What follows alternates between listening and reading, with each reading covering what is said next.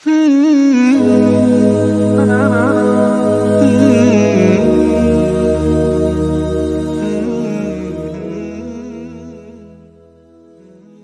Taala'nı köp yad etiş. Allah Taala'nı yad etiş, bendening Allah Taalaga bo'lgan tonishini chunqurlashtiradi. Onunga bo'lgan bog'lanishini kuchaytiradi. Sevgi muhabbatini oshiradi. Uning o'ziga yaqin ekanligini va barliq amallarini kuzatib turayotganligini his qildiradi.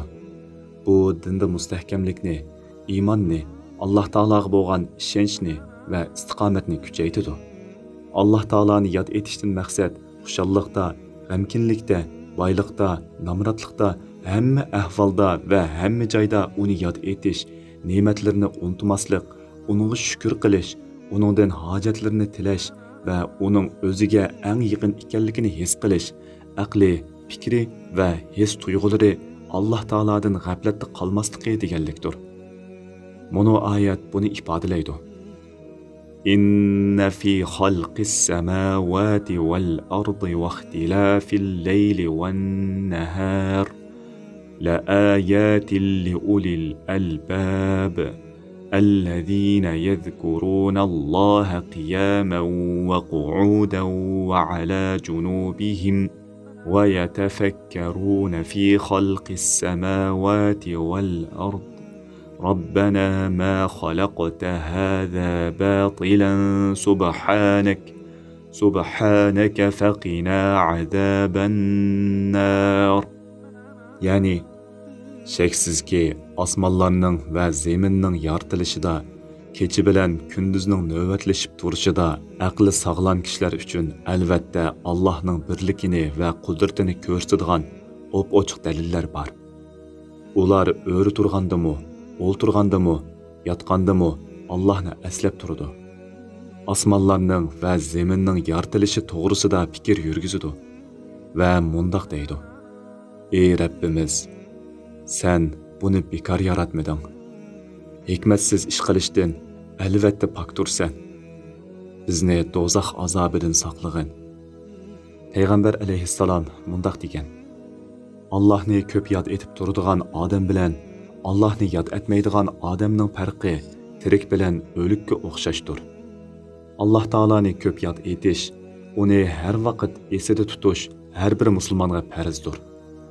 Ya ayyuhallazina amanu zkurulloha zikran kathira. Ya'ni ey iymon etganlar, Allohni ko'p yod etinglar.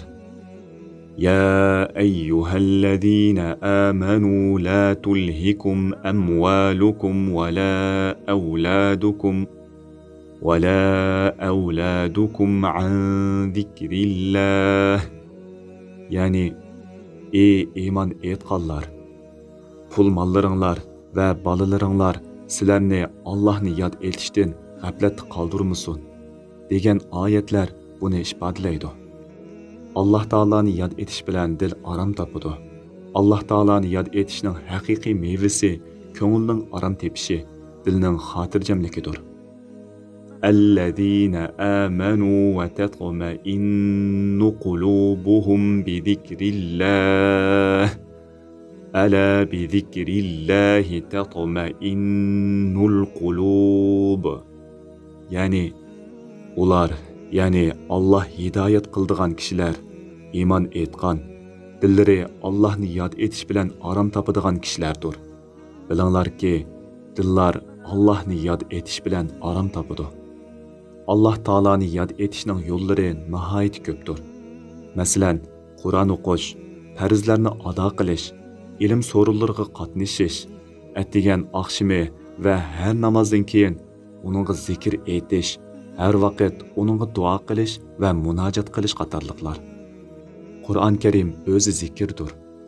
Chunki Alloh taolo inna nahnu nazzalna az-zikra va inna lahu lahafizun.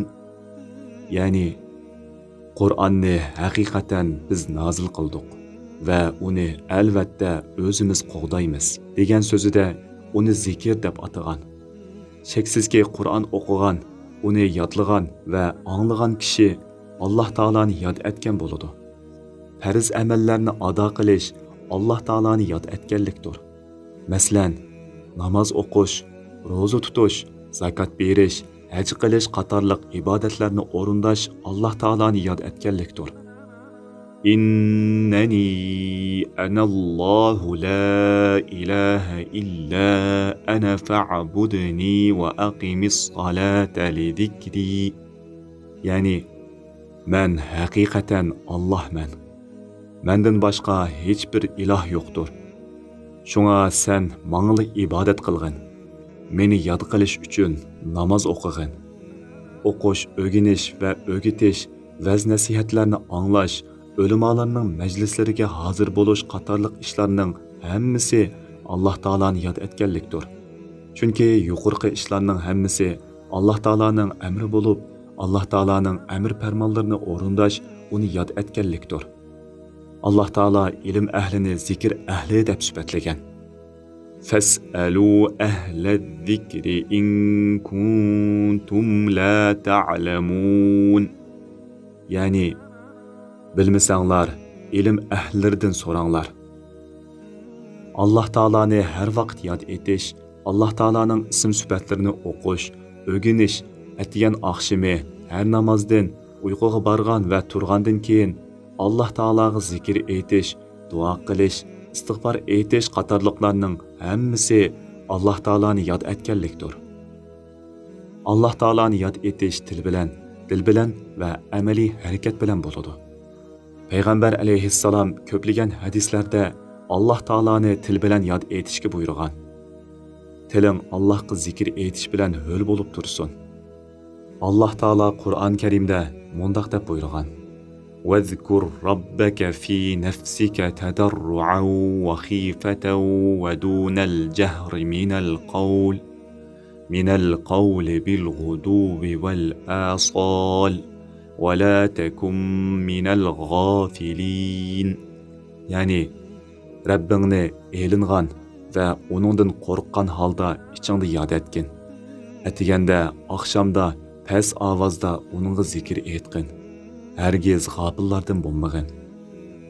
Alloh taoloni amaliy harakat bilan yod etish, mayli dunyolik yoki oxiratlik hamma ishlarimizda, gap so'zlarimizda, muomalamizda va barliq yurish turishlarimizda Alloh taoloning bizni ko'zitib turayotganligini esimizda tutishimiz Alloh taoloni yod etganlikdir.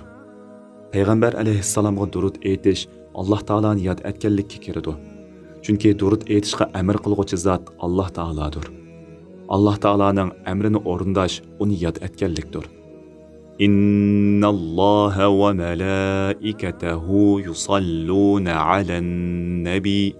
Ya eyyühellezine amenu sallu aleyhi ve sellimu teslima. Yani şeksiz ki Allah peygamberge rahmet kılıdı. Feriştler mu onun için mağfiret dileydi. Ey iman etqanlar, sizlərmi onunğa durud eytinglar və amanlıq dilanglar. Allama İzzuddin ibn Abdussalam mundaq degan: Rasulullahqa durud eytishimiz bizning onunğa shafaat qilganligimiz emas. Chunki biz Rasulullahqa shafaat qilolmaymiz.